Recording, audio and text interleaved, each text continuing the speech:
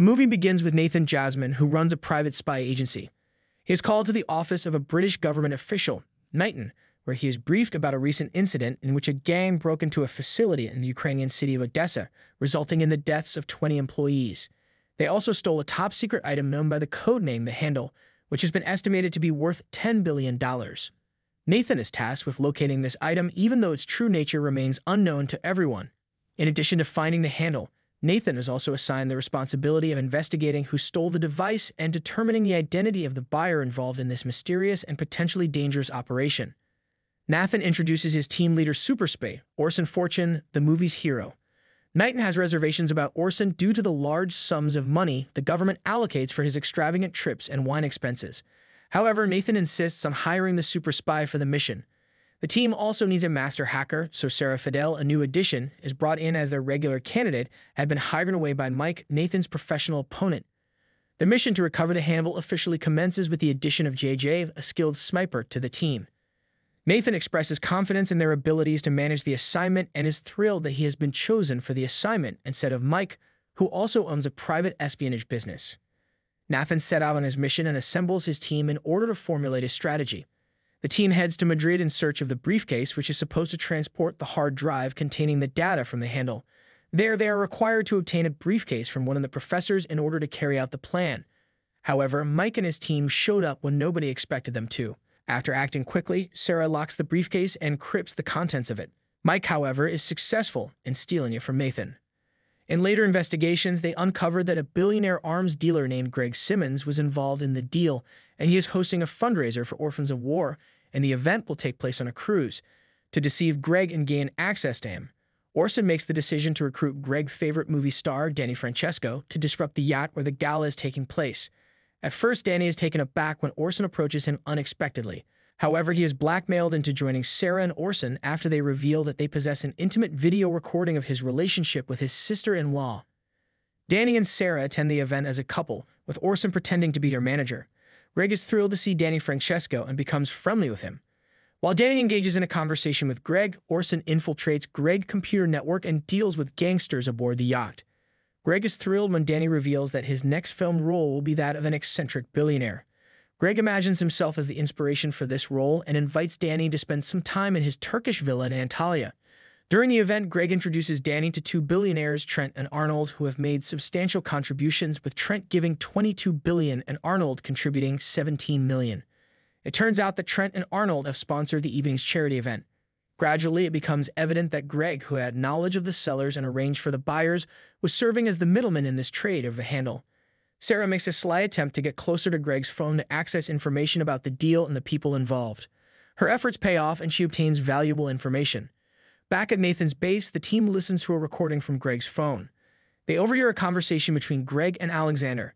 It becomes clear that Alexander is part of the deal, but the identity of the actual buyer remains hidden, as Greg doesn't reveal it to Alexander. It is discovered that the Ukrainian mafia, the same group that stole it from the facility, is also the sellers. Soon after, Orson enters the mafia's warehouse and stages a burglary by stealing jewelry and other items, making it look like a regular theft. However, his real objective is to retrieve the data from their covert work laptop. The British government warns Nathan about the advanced capabilities of the handle, which can be programmed to defeat any security system in the world. Upon discovering that the exchange for the handle will occur in Antalya, the team travels to Turkey.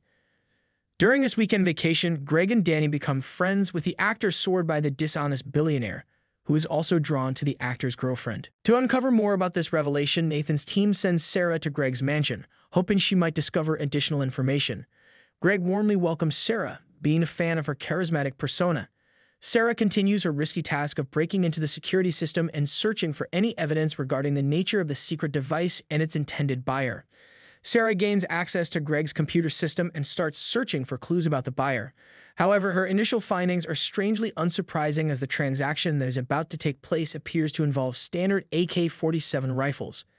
This is unsettling because the involvement of such significant individuals in a simple gun trade doesn't match the high-risk actions taken. Sarah eventually learns that the AK-47s were merely a decoy, and the actual item to be sold is the handle. Meanwhile, Orson notices Mike's team in a cafe. After conducting further research into the system, Orson follows Ben Harris, Greg's lawyer and counselor, through the streets of Turkey. Although Harris initially manages to outrun Orson in an attempt to outsmart him, he eventually meets an accidental demise by falling from a high structure while trying to harm Orson. At this point, Orson also discovers the true nature of the handle. According to Knighton's explanation, the handle is a cutting-edge programmable AI tool that can infiltrate any system, even powerful AI systems. The device is now fully functional, despite previous assumptions by governments, including the British administration, that it was still in the development stage. The Ukrainian mafia planned to sell the technology to the highest bidder, which is why they broke into the research center and took it. They contacted Greg, believed to be the world's largest arms dealer, as they hoped he could find a buyer. Trent and Arnold decided to purchase the handle with the intention of severely disrupting the global banking system. Their plan was to use the AI device to infiltrate the systems of major banks worldwide. They were aware of its incredible hacking capabilities, and they knew that even a brief interruption in the financial systems could lead to a collapse in financial markets worldwide. As a result, the value of gold would skyrocket, as has historically happened when traditional currencies lost their value. Trent and Arnold had already invested approximately $40 billion in gold, which they planned to sell for enormous profits once they successfully disrupted the banking system. In this transaction, Greg served as the middleman connecting the suppliers and the buyers. This deal was set to earn him a substantial commission, which was how Greg made most of his money. He claimed to have negotiated arms transactions for figures like Saddam Hussein, Muammar Gaddafi, and even Pablo Escobar, so dealing with two tech billionaires was nothing out of the ordinary for him. Sarah successfully extracts some files from Greg's computer, which helps the Knighton understand the value of the item worth $10 billion. The deal for it was set to happen that day, and the Ukrainian mafia was supposed to meet with Greg's advisor, Ben Harris, to ensure they received the money from the buyers and then hand over the handle. However, since Harris had already passed away, Orson decided to enter the building while posing as Harris. When the buyer's associates arrived at the hotel, they mistakenly took Orson for Ben Harris. However, at one point, he even had to call Greg to obtain the password required to open the case containing the AI device. Once again, Sarah's exceptional hacking skills came into play as she used a voice modulator to deceive Greg into thinking he was speaking with his advisor, Ben Harris.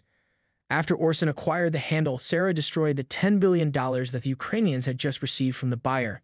This money had been transferred from their bank account, and it appeared that Sarah was responsible for this by submitting a fictitious money transfer to compel the Ukrainians to hand over the handle, then immediately settling the score.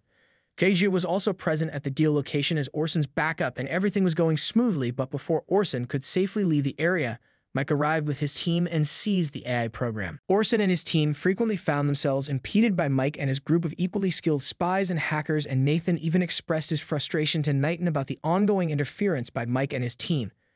Knighton initially argues that he has no authority over Mike's team, citing that the government often deploys multiple teams for a mission to enhance its chances of success. However, it's later revealed that Mike is not working as a government agent. He is a private contractor operating independently on this specific mission. Meanwhile, Greg's security team grew suspicious that something was amiss. By the time they tried to apprehend Sarah and Danny, the two had already escaped. Greg sent his men to pursue and capture Sarah and Danny with JJ's assistance.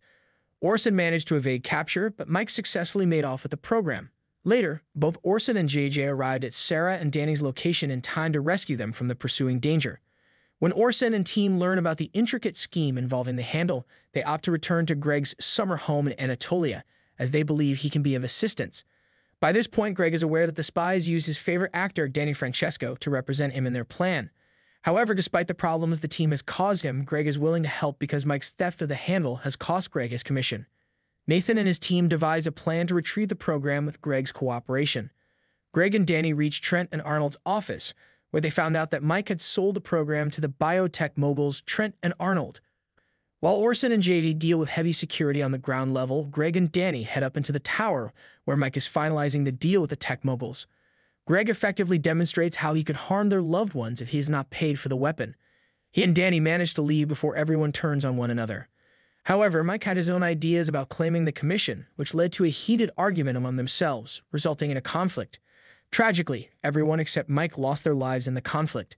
As Orson arrives, the only one left is Mike, and after a fierce confrontation, he takes him out and retrieves the handle. After completing his mission, Orson, JJ, and Sarah heads to Doha to meet with Nathan. There, Orson hands the program over to Nathan and the team is offered another job, but they decide to go on an expensive vacation instead. Orson reveals that he has used the proceeds from the robbery at the Ukrainians' villa to finance Danny's new film, which is about the events of the mission. In the film, Danny plays the role of Greg, and Greg works as an on-set producer.